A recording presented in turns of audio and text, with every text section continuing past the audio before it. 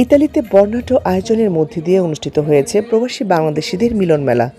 কেরানীগঞ্জ প্রবাসী কল্যাণ সমিতির অভিষেক উপলক্ষে আয়োজিত এই অনুষ্ঠানে রোমে বসবাসরত বাংলাদেশিরা উপস্থিত হয়ে একটি মনোমুগ্ধকর সন্ধ্যা অতিবাহিত করেন।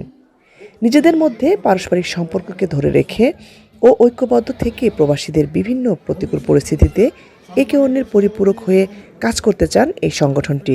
বিশেষ করে দেশে প্রবাসীদের হয়রানি বন্ধ ও দেশের অর্থনৈতিক উন্নয়নে আরও বেশি ভূমিকা রাখার কথা বলেন নেতৃবৃন্দ।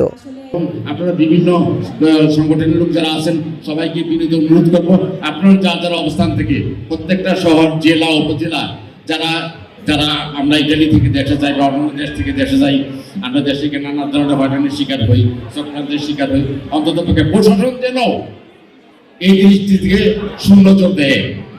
আমরা যদি প্রবাসীরা আমরা এখানে থেকে আমরা যদি বাংলাদেশের অর্থনৈতিক খাতে বিশাল বিশাল যোগান দিয়ে থাকি, তাহলে আমরা কেন আজ থেকে আওয়াজ তুলব না?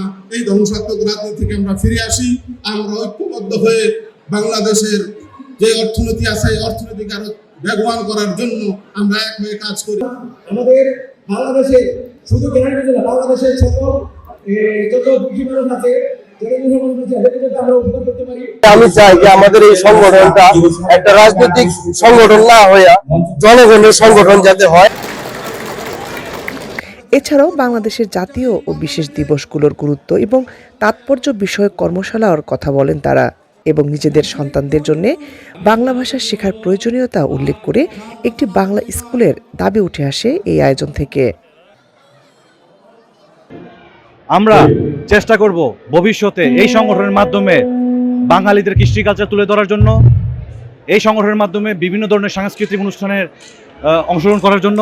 আমি কেরানীগঞ্জের একজন মেয়ে এবং মা, এই থেকে আমি বলছি আমাদের কেরানীগঞ্জের সবাই দৃষ্টি আকর্ষণ করছি জানি ইটালির বুকে একটা বাংলা স্কুল হয় ছেলে মেয়েদের জন্য, যাতে আমাদের ভবিষ্যতের বাচ্চা কাচ্চারা বাংলা শিখতে পারে। আয়োজনের প্রধান অতিথি হিসেবে উপস্থিত ছিলেন দূতাবাসের প্রথম সচিব আসিফ সিদ্দিকী। অনুষ্ঠানের অন্যতম আকর্ষণ ছিল বাংলা গান, যা মাতিয়ে রাখে উপস্থিত শ্রোতাদের।